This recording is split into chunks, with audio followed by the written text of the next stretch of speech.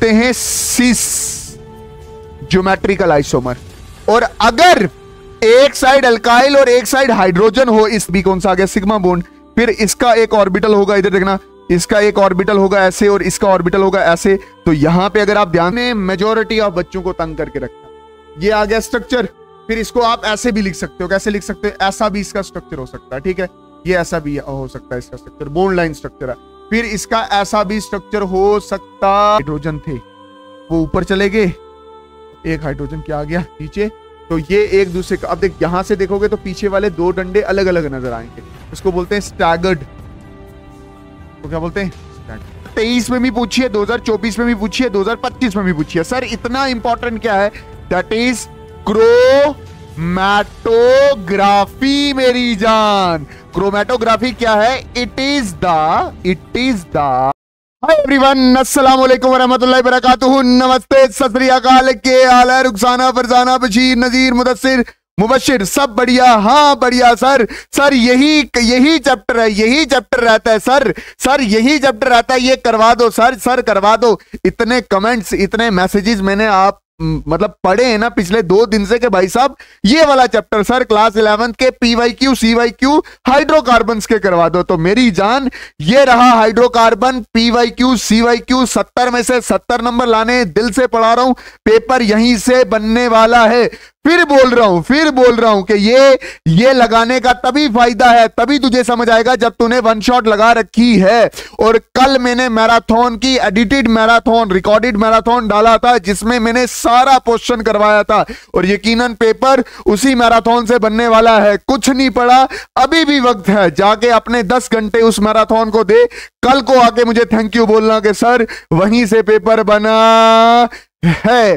चलिए शुरुआत करते हैं इस प्यारी सी वीडियो की, दैट इज हाइड्रोकार्बन के PYQ एंड CYQ। सवाल नंबर पहला 200 करोड़ के लिए। पिछले साल सवाल पूछा था, क्या सवाल पूछा था, यह सवाल पूछा था कि alkyne shows geometrical isomerism while the alkane does not give the suitable but alkane do not give the suitable explanation।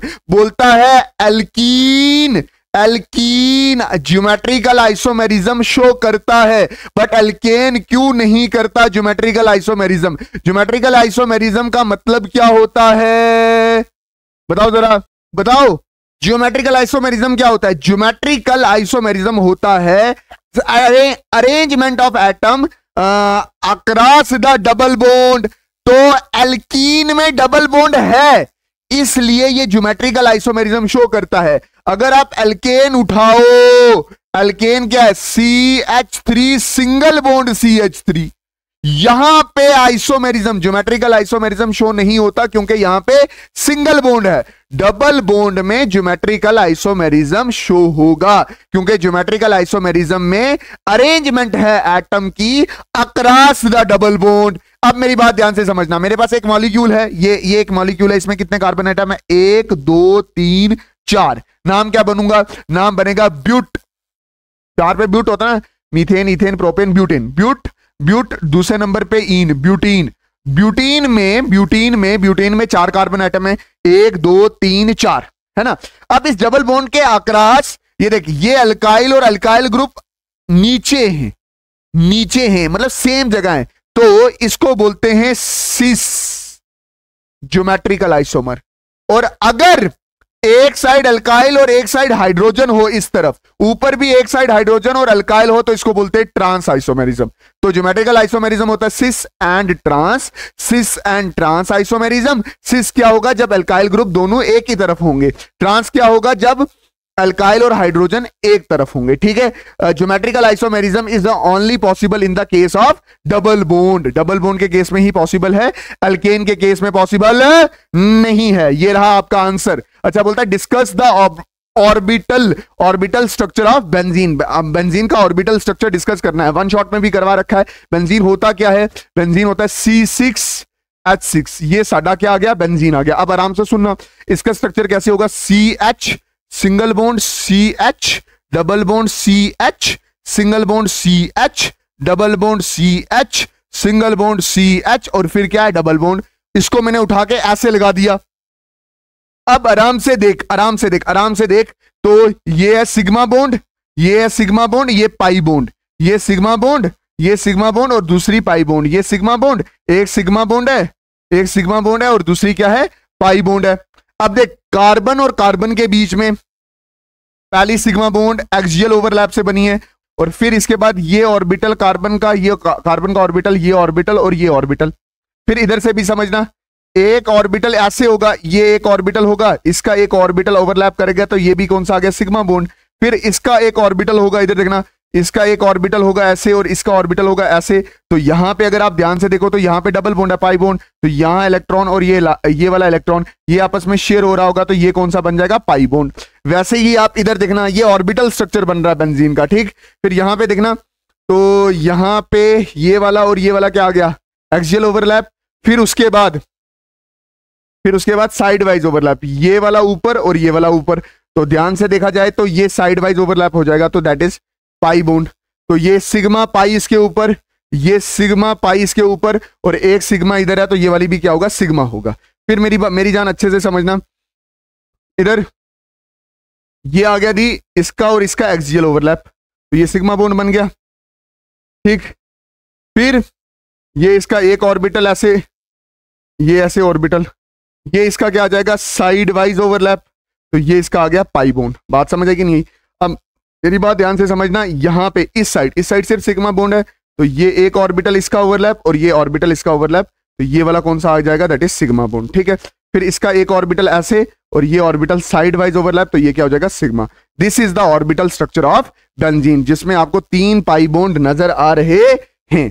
अब वो बोल रहा है व्हाई एल्कीन्स या alkynes are less reactive and alkenes towards the electrophilic substitution, electrophilic reagent such as proton. मतलब वो ये बोल रहा है कि भाई साहब हमारी जो एल्काइन है वो लेस रिएक्टिव है और एल्कीन क्या है, मोर रिएक्टिव है। ये ऐसे बोल रहा है, क्यों? क्योंकि ये जो ट्रिपल बॉन्ड है ये ज्यादा स्टेबल है। ये क्या है, ज्यादा स्टेबल, और डबल बॉन्ड जो है ये लेस स्टेबल है। इसलिए जो एल्कीन होती है वो ज्यादा रिएक्टिव होती है, because alkyne have triple bond तो बॉन्डिंग जबरदस्त हो जाती है एंड स्ट्रॉन्गर बॉन्ड बनता है जो मोर स्टेबल होता है। होप तुझे ये सवाल अच्छे से समझ आया होगा। फिर उसके बाद ये सवाल नहीं करना है। अच्छा, इसके बाद क्वेश्चन नंबर 5 ये बोल रहा, how will you distinguish between ethane and ethene by a chemical test. मेरी बात ध्यान से समझना, इधर अच्छे समझना। देख, ये जो इथेन है और दूसरा ये बोल रहा है कि इथीन, इसको आप कैसे डिस्टिंक्ट कर सकते हो, मतलब अलग कैसे कर सकते हो लैब में केमिकली। तो मेरी बात याद रखना, ये जो इथेन होता है do not react with bromine water के साथ ये रिएक्ट नहीं करता और ब्रोमीन वाटर का कलर चेंज नहीं करता। Does not change the colour of bromine water. और वहीं इथीन, ये जो हमारा इथीन है ये रिएक्ट करता है किसके साथ, ब्रोमीन के पानी के साथ, क्योंकि ये रिएक्टिव होता है हाईली, और इसका कलर क्या करता है, इसके कलर को क्या करता है, चेंज करता है। बात समझिए, ये लैब टेस्ट है for ethene and ethyne. Why are alkenes are more reactive in nature. मैं क्या बोल रहा हूं, बोल रहा है एल्कीन क्यों ज्यादा रिएक्टिव होता है, because the alkene have double bond, क्योंकि एल्कीन के पास क्या होता है, डबल बॉन्ड होता है। मतलब ये जो डबल बॉन्ड होता है CH2 डबल बॉन्ड CH2, एक सिग्मा बॉन्ड एक पाई बॉन्ड, ये सॉरी अनस्टेबल होता है। तो यहां पे कोई भी रिएजेंट आएगा आराम से इसके साथ क्या कर लेगा, रिएक्शन कर लेगा। अनस्टेबल होता है, उसकी स्टेबिलिटी कम होती है। अब ये बोल रहा है सवाल नंबर 7वां, What are alkyne? How are they prepared in laboratory? Alkyne क्या होते हैं और ये किस तरह से लेबोरेटरी में प्रिपेयर होते हैं, और इसकी केमिकल रिएक्शन बतानी है किसके साथ, Cl2 के साथ और ओजोन के साथ। मेरी जान इस चीज को अच्छे से समझना, Cl2 और ओजोन के साथ बतानी है। देख अल्काइन क्या होता है, एक तरह का हाइड्रोकार्बन ही होता है, hydrocarbon with carbon and carbon triple bond. Carbon और कार्बन क्या होगा, ट्रिपल बॉन्ड होगा। मतलब ये हमारे पास क्या है, दैट इज अल्काइन है। और क्या हो सकता है, CH3 C triple bond C CH3, ये हमारे पास अल्काइन है। अल्काइन की खास बात क्या है कि उसमें ट्रिपल बॉन्ड होते हैं। अब वो बोल रहा है कि लैब में इसको किस तरह से प्रिपेयर किया जाता है। बात समझ कि नहीं है, लैब में, लैब की प्रिपरेशन, लैब की प्रिपरेशन, लैब प्रिपरेशन कैसे करेंगे। आपने यहां पे विसिनल डाइहैलाइड लेना है, ठीक है, ये लैब प्रिपरेशन करवा रहा हूं, ठीक। इसमें क्या करना है, जैसे ये CH विसिनल डाइहैलाइड मतलब एक क्लोरीन इधर साथ में, इसके साथ कार्बन, यहां पे क्लोरीन, तो फिर ये क्या H, फिर क्या H। कार्बन ने अभी भी कितने बॉन्ड बनाए, 4, 1 2 3 और 4, है ना, 1 2 3 और 4। अब क्या होगा, इधर से ये निकल जाएगा HCl, और इधर से भी क्या निकल जाएगा, HCl निकल जाएगा। हमारे पास क्या बनेगा, that is CH triple bond CH, और साथ में 2 मॉलिक्यूल ऑफ HCl क्या कर जाएंगे, बाहर निकल जाएंगे। होप तुझे ये चीज समझ आई होगी। ये लैब प्रिपरेशन है किसकी, एल्कीन की प्रिपरेशन की। Lab preparation, how are they prepare in the lab, lab में अल्काइन कैसे प्रिपेयर होता है। फिर क्या है, विसिनल डाइहैलाइड से आप किसी भी अल्काइन को प्रिपेयर कर सकते हो। और अभी मैंने जो प्रिपेयर किया ये क्या है, इथवाइनी। अब आपकी रिएक्शन है, इसी इथाइन की रिएक्शन आपने करवानी है Cl2 के साथ, क्लोरीन के साथ और ओजोन के साथ। मेरी बात ध्यान से समझना, ये पूछा हुआ सवाल है। ये है, देख इथाइन को जब क्लोरीन के साथ रिएक्ट करोगे इन the presence of carbon tetrachloride, तो आपके पास क्या बनेगा, ये जो क्लोरीन होता है ये इधर भी हमला करता है, इधर भी हमला करता है, इधर भी हमला करता है और इधर भी हमला करता है। मतलब टेट्राक्लोरो होना चाहिए। तो टेट्राक्लोरर, 4 जगह क्लोरीन लगा हुआ है, और ये क्या, कार्बन कार्बन सिंगल बॉन्ड, तो इथेन, टेट्राक्लोरो इथेन बनता है। और उसके बाद जब ओजोन के साथ रिएक्ट करते हो तो एक ऑक्सीजन, इधर देखना, एक ऑक्सीजन फिट होता है इधर का ऊपर वाली बॉन्ड में यहाँ पे, और 2 ऑक्सीजन फिट होते हैं यहाँ पे। 2 ऑक्सीजन कहाँ फिट होते हैं, यहाँ पे। और हमारे पास बनता है पहले ओजोनॉइड, और ओजोनाइड से ये देखना CHO और CHO बनता है। ये CHO, ये कटेगा, ये कटेगा, ये CHO और CHO बनता है। इसको बोलते हैं ग्लाइऑक्सेल। ग्लाइऑक्सेल इंपॉर्टेंट है, पूछता है कई बार। और ग्लाइऑक्सेल से क्या बनता है, फॉर्मिक एसिड बनता है। चले आगे, हाँ जानी चलते हैं आगे। फिर है right the short note on Friedel craft reaction. हमें पता है फ्रीडल क्राफ्ट रिएक्शन हमने इलेक्ट्रोफिलिक सब्स्टिट्यूशन रिएक्शन पढ़ी थी बेंजीन में। मैंने ये बेंजीन बनाया है ना, ये बेंजीन बनाया और ये हाइड्रोजन लिखा। अब मैं बोल रहा हूं कि यहां से 2 तरीके हो सकते हैं। अगर इस हाइड्रोजन को रिप्लेस करे CH3 पॉजिटिव, तो यहां पे क्या बना, दैट इज टोलीन बना। ये क्या बना, टोलीन बना। और इसको बोलते हैं that is Friedel craft alkylation. और फिर अगर इसको रिप्लेस करे कौन, CH3 C double bond O और पॉजिटिव, ये हाइड्रोजन इधर से हटे और ये वाला ग्रुप अगर लग जाए, तो यहां पे क्या बनेगा, दैट इज बेंजीन। फिर लगेगा C double bond O CH3। इस रिएक्शन को बोलते हैं that is Friedel craft acetylation. क्योंकि पहले ग्रुप में ये जो अटैच हो रहा है इसको बोलते हैं अल्काइल ग्रुप, इसको बोलते हैं एसिटाइल ग्रुप। आप इसको लिखोगे कैसे, फ्रीडल क्राफ्ट रिएक्शन को आप ऐसे बोलोगे, Friedel craft reaction is one of the electrophilic substitution reaction. इसमें 2 तरह का होता है। इसमें क्या होता है, इसमें 2 टाइप्स की होती है। इसमें क्या होता है कि भाई साहब जो बेंजीन का हाइड्रोजन होता है उसको रिप्लेस करता है अल्काइल ग्रुप, तो इसको बोलेंगे फ्रीडल क्राफ्ट अल्काइलेशन। और अगर आप एसिटाइल ग्रुप रिप्लेस करता है इस हाइड्रोजन को, तो इसको बोलते हैं Friedel craft acetylation. Wurtz reaction क्या होता है, ये आ गया अल्काइल हैलाइड, ये आ गया साडा सोडियम, 2 मॉलिक्यूल ऑफ सोडियम। फिर दोबारा क्या आ गया, अल्काइल हैलाइड, जब ये सोडियम Cl3 को, मतलब ये सोडियम HCl और HCl को निकाल फेंके बाहर, तो CH3 और CH3 जुड़ जाएगा। ये CH3 जुड़ेगा किसके साथ, इसके साथ, और साथ में 2 NaCl बाहर निकलेंगे, 2 सॉल्ट के मॉलिक्यूल बाहर निकलेंगे। उसके बाद explain the structure of benzene. Benzene का स्ट्रक्चर अच्छे से समझाना है।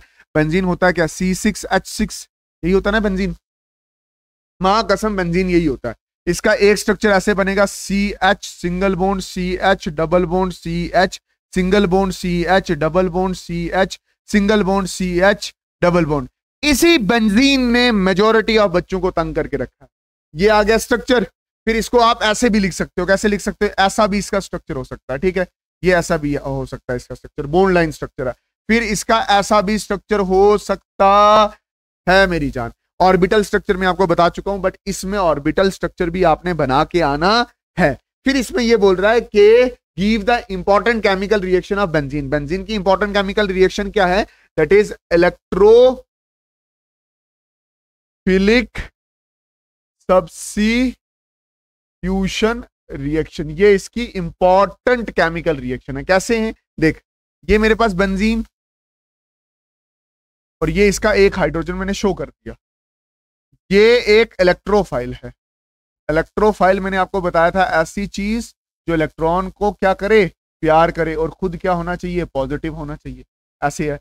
इसमें इसको कुछ रिप्लेस करते हैं, इसको कोई रिप्लेस करता है। कौन रिप्लेस करता है मैं थोड़ी देर में बताऊंगा, बट मैंने ये जर्नल रिएक्शन रख दी है। ऐसी 5 रिएक्शन है जो आपको बतानी है, इसलिए मैं इसको कॉपी कर रहा हूं। ये 1, फिर 2, फिर 3, 4 तो होगी ना, ये होगी 5, समझे कि नहीं।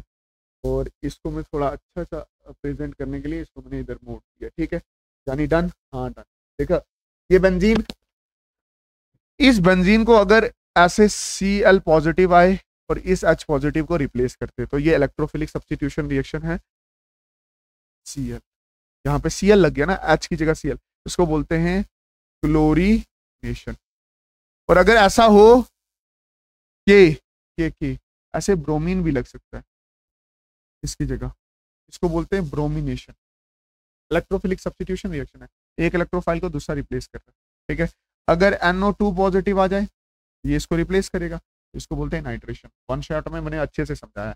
SO3 प्लस आ जाए तो इसको बोलते हैं सल्फोनेशन। क्या बोलते हैं इसको, सल्फोनेशन। और इधर अगर ये CH3 पॉजिटिव लग जाए तो इसको बोलते हैं एल्काइलेशन, ठीक है। और कल को अभी मैंने एसिटाइलेशन बोला था आपको, है ना। ये बेंजीन ग्रुप, ये H, ये CH3C double bond OH positive, ये एसिटाइल ग्रुप, इसको रिप्लेस करे, ये आ गया बेंजीन, और ये C double bond O CH3। इन दोनों रिएक्शंस को, कौन से, इन दोनों रिएक्शन को, इस वाली और इस वाली रिएक्शन दोनों का एक नाम है, इसको बोलते हैं फ्रीडल क्राफ्ट रिएक्शन। और इधर मैंने आपको बोला क्लोरीनेशन, इधर मैंने आपको क्या बोला, ब्रोमिनेशन। इस क्लोरीनेशन और ब्रोमिनेशन का दूसरा गट्ठे नाम हम बोल सकते हैं हैलोजिनेशन। होप तुझे ये चीज समझ आई। उसके बाद है in the presence of peroxide addition of HBr to the propene है। ये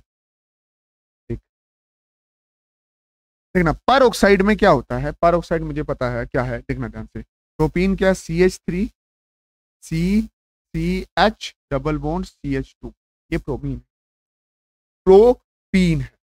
अब जब इसमें आपने HBr डाला, हाइड्रोजन ब्रोमाइड डाला, और परऑक्साइड के प्रेजेंट में, परऑक्साइड क्या बोलते, जब परऑक्साइड होता है तो अब मार्कोनी का रूल नहीं लगता। फिर नेगेटिव पार्ट कहां जाता है, ये इधर, और पॉजिटिव पार्ट कहां जाता है, इधर जाता है। ये पॉजिटिव पार्ट है, ये नेगेटिव पार्ट है। तो आंसर क्या आएगा, दैट इज CH3 CH, ये H लग गया, और ये CH2Br। ये बोल रहा है in the presence of peroxide addition of HBr to the propene take place according to anti-Markovnikov rule, but peroxide effect is not seen in the case of peroxide का इफेक्ट HCl और hydrogen iodide के case में नहीं show होता। क्यों नहीं show होता? इसलिए शो नहीं होता क्योंकि हाइड्रोजन और क्लोरीन की जो बॉन्ड है, ये इन दोनों की बॉन्ड जो है वो बहुत ज्यादा स्ट्रांग है। मतलब हाइड्रोजन और आयोडाइड की जो बॉन्ड है वो बहुत ज्यादा क्या स्ट्रांग है, इसलिए वो फ्री रेडिकल्स नहीं बनाते, फ्री रेडिकल्स नहीं बनाते। और फ्री रेडिकल नहीं बनाते तो यहां पे फ्री रेडिकल नहीं बनेगा, फ्री रेडिकल नहीं बन रहा तो वो जो पर ऑक्साइड नेगेटिव पार्ट को कहां जुड़ता था, नेगेटिव पार्ट उस कार्बन एटम के साथ जुड़ेगा जहां पे ज्यादा हाइड्रोजन एटम है ना, उसके साथ जुड़ेगा ना, according to anti Markovnikov rule. तो वैसा कुछ नहीं होता। आप सीधा सीधा सिंपल सा रीजन याद रखोगे कि भाई साहब इन दोनों के बीच में बॉन्ड स्ट्रांग है, इसलिए फ्री रेडिकल नहीं बनते। फ्री रेडिकल नहीं बनते तो यहाँ पे एंटी मार्कोनिक रूल नहीं लगता। ठीक है, कहानी खत्म। अब बोलता है give the following reaction of the benzene. Halogenation भी करवा दी, सल्फोनेशन भी करवा दी, नाइट्रेशन भी करवा दी, फ्रीडल क्राफ्ट रिएक्शन भी करवा दी। ये तो है नहीं, इक्विलिब्रियम का सवाल है, ये भी इक्विलिब्रियम का सवाल है। बोलता है डिफाइन कन्फॉर्मेशन। देखो conformation, define conformation, discuss the conformation of a ethane with a various method out of staggered and eclipse which is more stable। मेरी बात ध्यान से समझना। What is conformation? Conformation, it is the spatial arrangement of atom around the double bond नहीं, around the single bond।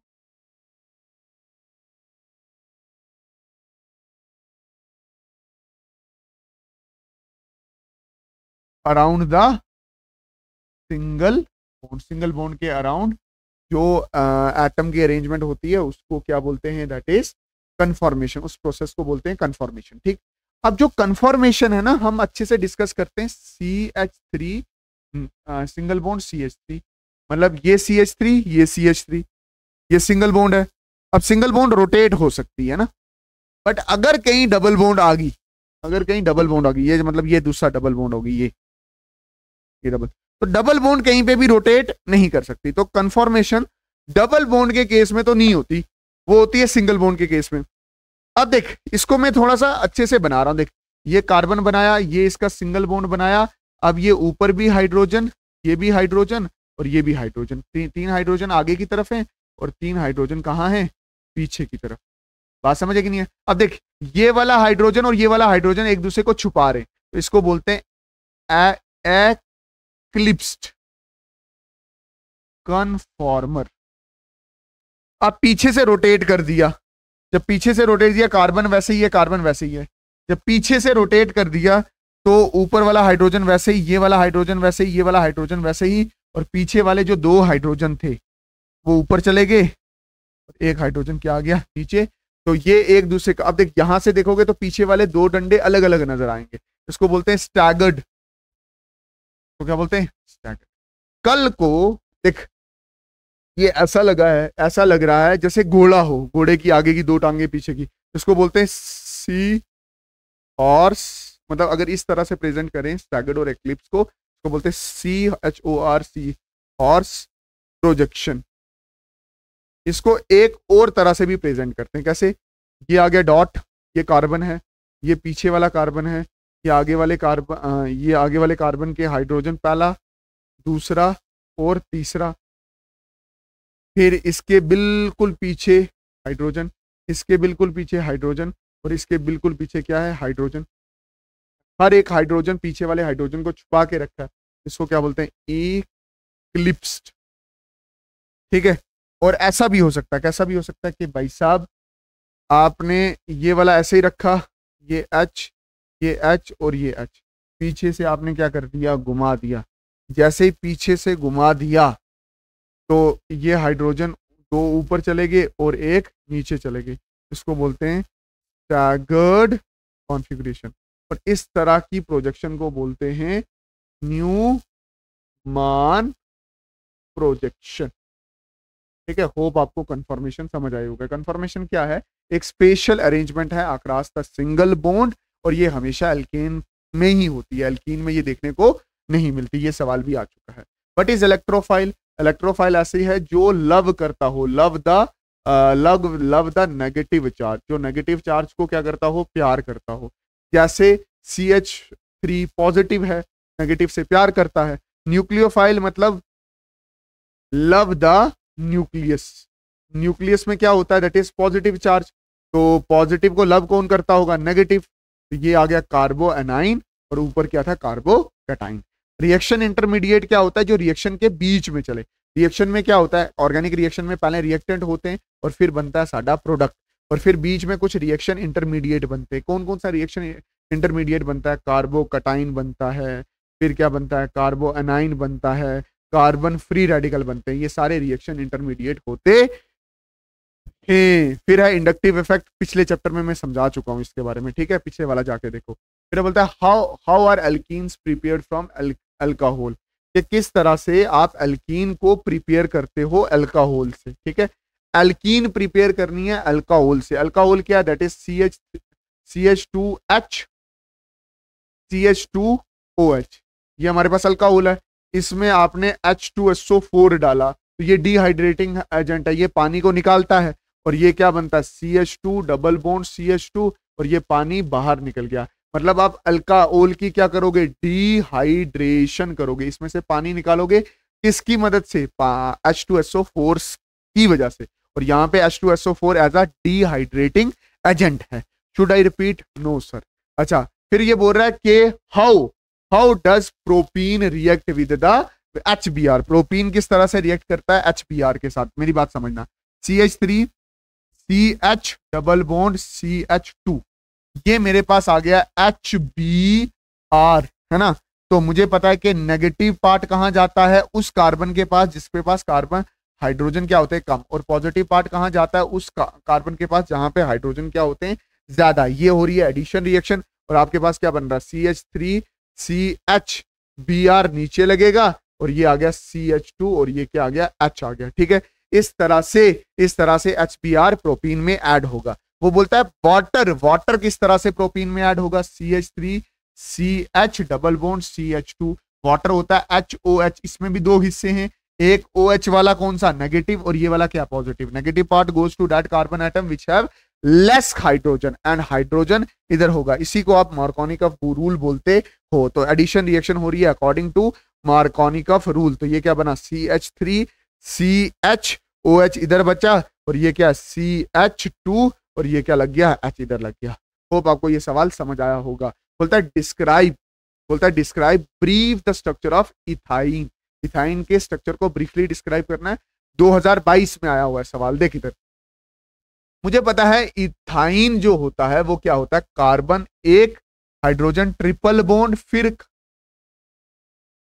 Hydrogen है। इसको और अच्छे से लिखो तो ये कार्बन हाइड्रोजन 3 ट्रिपल बॉन्ड, और एक बार दोबारा बताता हूं। देखो, कार्बन 3 ट्रिपल बॉन्ड कार्बन, और ये एक हाइड्रोजन, और ये एक क्या है? हाइड्रोजन। ये कौन सी बॉन्ड है? ये है सिग्मा, ये भी सिग्मा, ये भी सिग्मा, ये वाली भी पाई है, और ये वाली भी क्या है? क्या मैं अच्छे से बोलूं? अच्छे से मैं बोलूं तो ये सिग्मा होगी, ये बीच वाली सिग्मा होगी, ऊपर वाली पाई, ऊपर वाली पाई। इसके स्ट्रक्चर को अच्छे से मैंने डिस्कस कर दिया, बट ऑर्बिटल स्ट्रक्चर भी बता देता हूँ। ये कार्बन है, ये कार्बन है, ये एक ओवरलैप हो गया, इलेक्ट्रॉन शेयर हो गए तो सिग्मा बॉन्ड। फिर ये एक ऑर्बिटल, ये नीचे एक ऑर्बिटल, ये एक ऑर्बिटल, ये नीचे एक ऑर्बिटल। यहाँ पे भी इलेक्ट्रॉन होंगे, यहाँ पे भी इलेक्ट्रॉन, यहाँ पे भी इलेक्ट्रॉन, शेयरिंग होगी तो क्या बनेगा? Pi bond. यहाँ पे भी इलेक्ट्रॉन, यहाँ पे भी इलेक्ट्रॉन, शेयरिंग होगी तो क्या बनेगा? Pi bond. इसका एक ऑर्बिटल इधर है, एक ऑर्बिटल इसका इधर है, इसके इस तरफ हाइड्रोजन है, इसका एक ऑर्बिटल इधर, ये हाइड्रोजन है, इसका एक ऑर्बिटल इधर, ये 2 इलेक्ट्रॉन, ये आगे 2 इलेक्ट्रॉन, ये भी सिग्मा बॉन्ड आ गया, ये भी सिग्मा बॉन्ड। ऐसा अगर कहीं पढ़ाया हो ना ऑर्बिटल स्ट्रक्चर ऑफ इथाइलिन, मान जाऊंगा। इसके बोलता है व्हाट आर कन्फॉर्मर्स, ये भी मैंने करवा दिया है। अच्छा, व्हाट इज क्रिस्टलाइजेशन? ये सवाल मैंने some basic concept of organic chemistry में आपको बता रखे हैं। बोलता है क्रिस्टलाइजेशन क्या है, डिस्टलाइजेशन क्या है और क्रोमेटोग्राफी क्या है। क्रिस्टलाइजेशन क्या है, ये एक मेथड है, method to separate two component of solution. ठीक है, दो कंपोनेंट हैं सॉल्यूशन के, ये इसमें दो हैं, एक ए है प्लस बी है। इसमें जो ए है ये नॉन वोलाटाइल है और ये जो बी है ये वोलाटाइल है। जैसे ही हीट करोगे तो ये बी निकल के जाएगा बाहर और आपके पास कुछ देर के बाद कंटेनर में सिर्फ क्या बचने वाला है, ए के क्रिस्टल्स बचने वाले हैं। ठीक है, बहुत सारे बच्चों ने ये वाला लैब में पक्का किया होगा बेंजोइक एसिड के साथ। इसके बाद है B part, distillation. B part क्या है, डिस्टिलेशन। डिस्टिलेशन भी क्या है method to separate the two component of solution depending on boiling point। किस पे, बॉइलिंग पॉइंट पे डिपेंडेंट। कैसे, मेरी बात ध्यान से समझना। ये ऐसे आ गया कंटेनर, आराम से समझना, ये आ गया साडा कंटेनर। इसमें दो चीजें हैं, एक है ए, दूसरा है बी। ए का बॉइलिंग पॉइंट है जी 50 डिग्री सेल्सियस और बी का बॉइलिंग पॉइंट है दैट इज 75 डिग्री सेल्सियस। इसको मैं हीट करूंगा तो पहले कौन सा निकलेगा, ए निकलेगा, ऑब्वियस सी बात है। ऊपर से ये बंद है, यहाँ से एक छोटी सी पाइप है, फिर इधर कंडेंसर लगा हुआ है। ठीक है, ये आ गया जी साडा कंडेंसर। ठीक है, और फिर यहाँ पे आपने एक कंटेनर रखा जहां से आप वो बाहर निकाल लोगे, जो मतलब निकल के ऊपर जाएगा। ठीक है, आपने किया हीट, आपको पता है कि 50 डिग्री सेल्सियस पे ए निकलेगा बाहर, ए के बनेंगे वेपर्स, ये वेपर इधर से जाएंगे तो यहाँ पे लगा है कंडेंसर। कंडेंसर रास्ते में ही इस वेपर को चेंज कर देगा किस में, लिक्विड में। यहाँ पे क्या हो जाएगा, कंडेंसेशन, और यहाँ पे आपको क्या मिलेगा, दैट इज ए मिलेगा। सिर्फ ए इधर हो जाएगा और जो बाकी बचा हुआ है बी वो यहाँ पे सेपरेट हो जाएगा। ये आपने दो चीजों को सेपरेट किया with the help of boiling point. ये बॉइलिंग पॉइंट, ठीक है, जो पहले बॉइल होगा वो निकल के ऊपर जाएगा, उसको हम सेपरेट कर लेंगे। ठीक है, इसके बाद है क्रोमेटोग्राफी। देख क्रोमेटोग्राफी, मेरी जान लास्ट वाली टर्म जो आपके पेपर में पूछी हुई है, 2023 में भी पूछी है, 2024 में भी पूछी है, 2025 में भी पूछी है। सर इतना इंपॉर्टेंट क्या है, दैट इज क्रोमैटोग्राफी। मेरी जान क्रोमैटोग्राफी क्या है, इट इज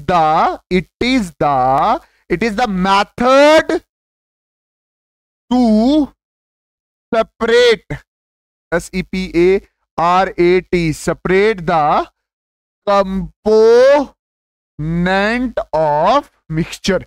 मतलब ये भी एक मेथड है जिससे आप कंपोनेंट ऑफ मिक्सचर को क्या कर सकते हो, सेपरेट कर सकते हो। बात समझ आई कि नहीं आई? अच्छा, करते कहते हैं कैसे है मास्टर, मेरी बात सुनना। जैसे ये मैं बोल रहा हूं, ये इंक है ना, इंक बहुत सारे कलर से बनी होती है, तो मुझे इसके कलर अलग अलग करने हैं, तो मैं इंकों में ऐसे मतलब कुछ ऐसा करूं इनके साथ, मतलब इसके अंदर जो रेड कलर है वो अलग हो जाए, ब्लू कलर अलग हो जाए, येलो कलर अलग हो जाए, व्हाइट कलर अलग हो जाए। बात समझ आई कि नहीं आई? मतलब ये सारे कलर इसमें से क्या हो जाएं, अलग हो जाएं, मतलब ऐसे अलग हो जाएं, इसी को बोलेंगे दैट इज क्रोमैटोग्राफी। करते कैसे, एक ऐसे हम लिक्विड लेते हैं, ठीक है, और एक हमारे पास पेपर होता है जिसको बोलते हैं क्रीमेटोग्राफ। क्या बोलते हैं इसमें, इसको क्या बोलते हैं,